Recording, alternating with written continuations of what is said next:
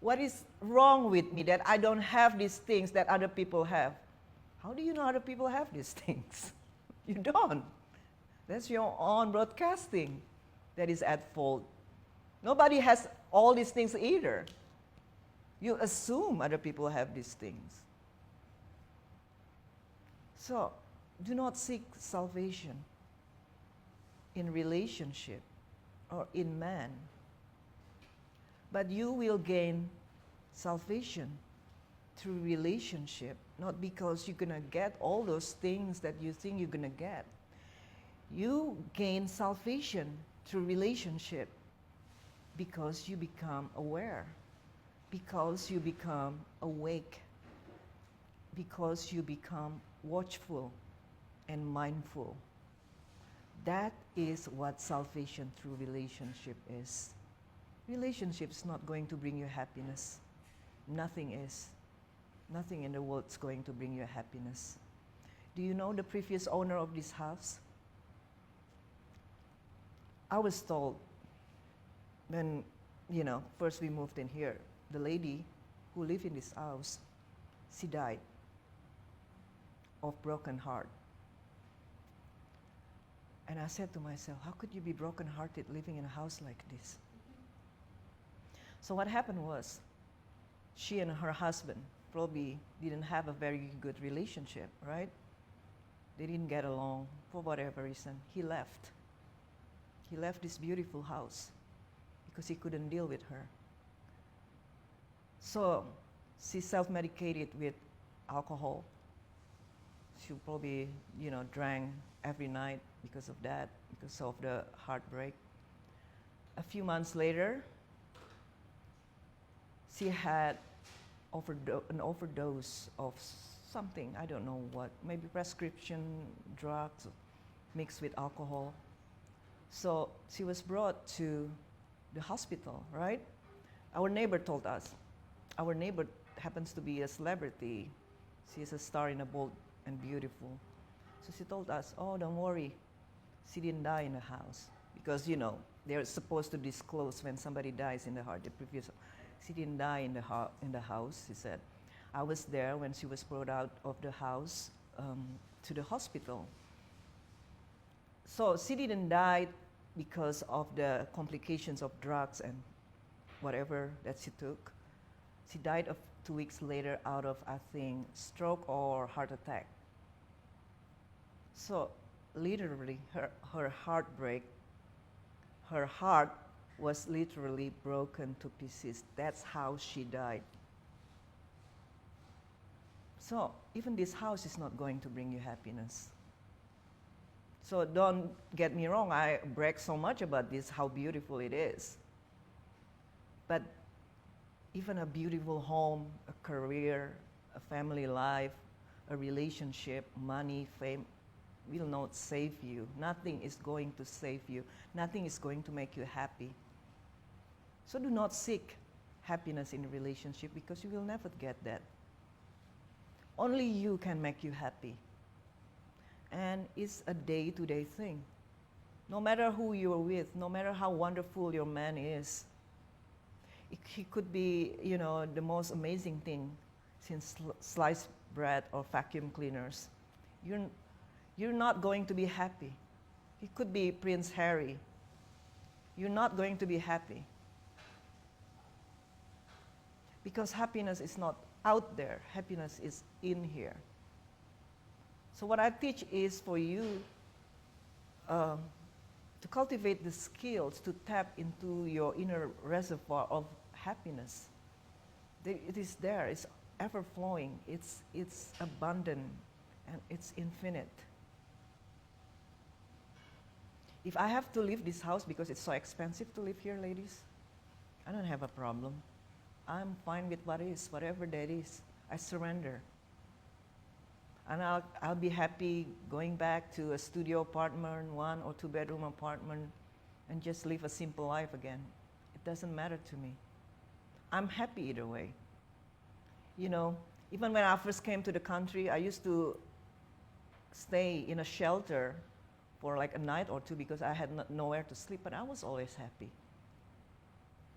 to me, the fact that I could have an adventure in life, left my home country to be somewhere else I want to be, to me it was already a blessing. It's already a gift. So I was just so happy, even though I slept with homeless people in a shelter, right? Because I had nowhere to sleep. That's fine, just for the night.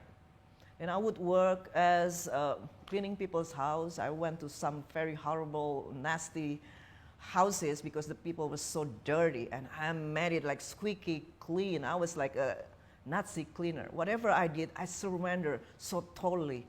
And the owner said, "Wow, you are so good," right? Maybe paid me $400 or something. This day I paid more than that, you know what I'm saying? And the house is not that dirty. So whatever I did, either house cleaning, blogging, writing, waiting tables, I always surrendered. I always enjoyed it. Even though maybe I wasn't awakened at that time, something that was about me is I just knew how to be happy.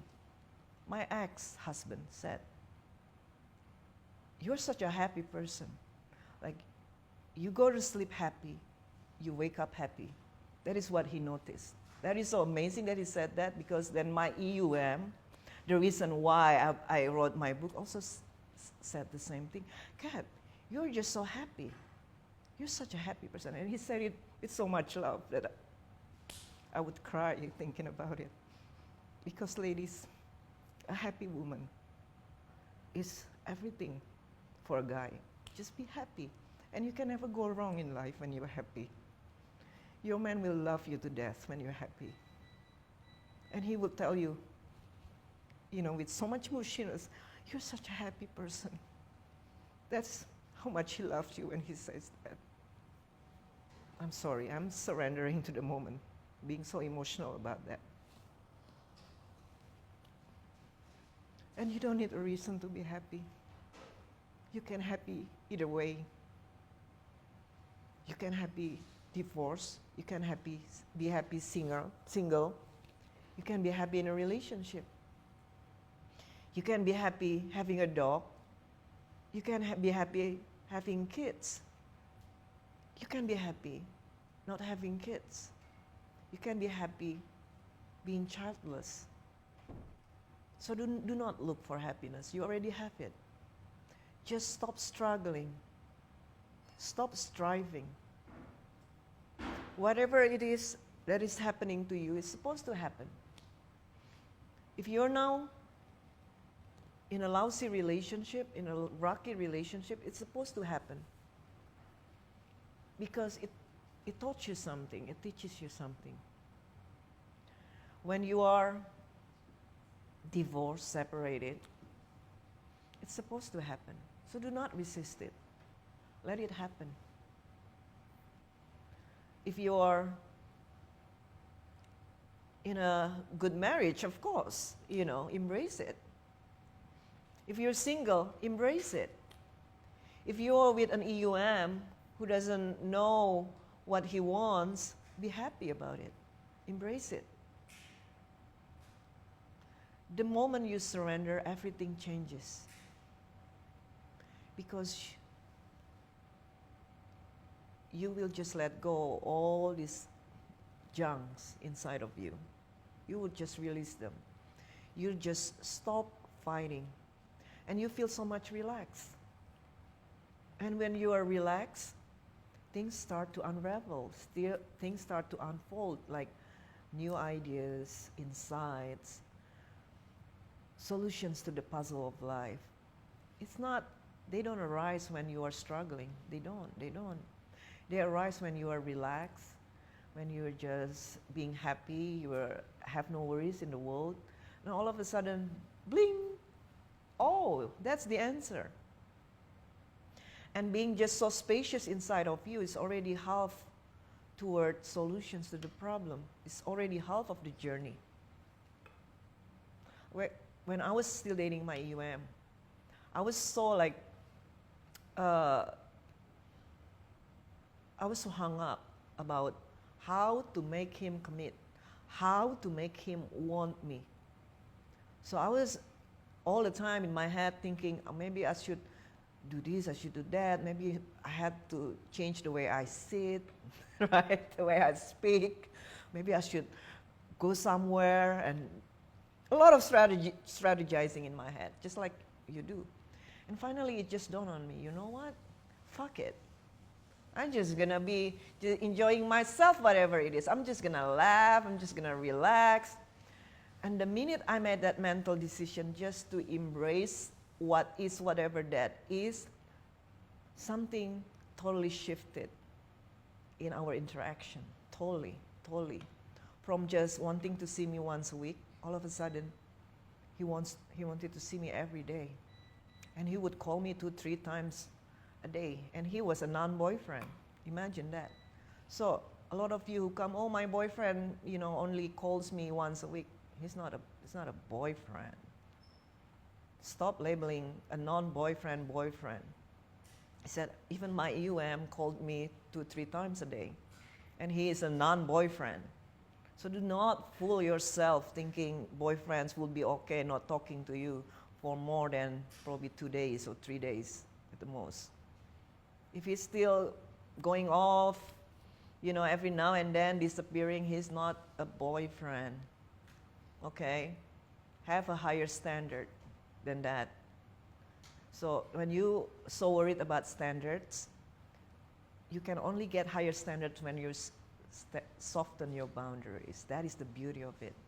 That is not being taught anywhere else. That to have higher standards is for you to soften your boundaries. It's a paradox, isn't it? But life is so full of paradoxes. When you soften your boundaries, when you relax, when you surrender, when you're okay with what is, whatever that is, you get clarity. Because there is no ego when you surrender. The ego is in the way of direct seeing. The ego is in the way of clarity. When you surrender, the ego dissolves. When the ego is not there, you can make just a spontaneous decision there and then what you're gonna do moment to moment. Oh, he's not here. I haven't heard from him for 2 weeks. Well, then I'm just gonna go out and meet other guys. You see? When you surrender, there is no debate inside of you about right or wrong, what I should do, I shouldn't do, because we are exclusive. There is no conflict. There is no, oh, I'm cheating. No conflict whatsoever. You just do whatever comes naturally to you to do. You surrender to the moment. I feel like going out right now. So you go out by yourself, maybe go to a bar or go to a park, and in that state of mind, things begin to unravel. You meet, cute guy somewhere, maybe sitting next to you at the bar or, in the park. That's when things happen. When you're not in your head planning and strategizing, trying to outline how your life should be. Life doesn't happen that way.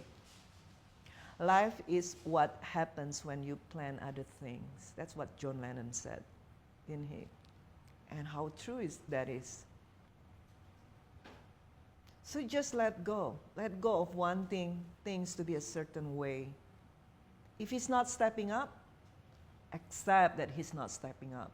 No need to be angry about it. Just let him do whatever he wants. That is what softening of boundary means. Because when you let him to be whatever he wants, you will let yourself to be whatever you want. You want to go with different guy every night, you go out with different guy every night. There is no guilt in you, no shame in you. Guilt and shame is what ego is, because you're not living in the moment. If you're living in the moment, there is no ego, there is no shame. There is no guilt, there is no shame. You just naturally be spontaneous